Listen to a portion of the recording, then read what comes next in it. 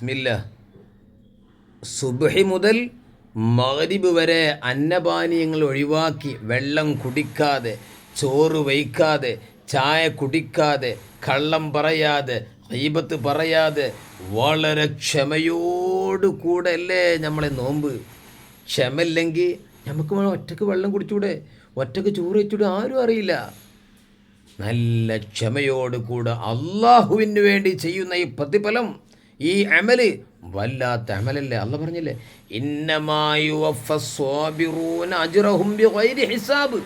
ക്ഷമിക്കുന്ന ആളുകൾക്ക് അവരുടെ പ്രതിഫലം പൂർത്തിയാക്കി നൽകപ്പെടും. ബിഗൈരി ഹിസാബ്, അതിന് കണക്കില്ലാതെ കൊടുക്കുന്ന.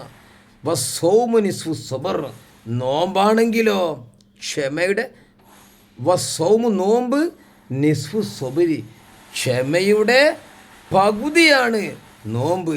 അപ്പോൾ ഫഖദ് ജാവസ സവാബുഹു, നോമ്പിൻ്റെ പ്രതിഫലം വിട്ടുകടന്നു.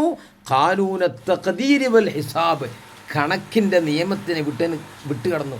കണക്കില്ല, കാരണം നോമ്പ് ക്ഷമയാണ്.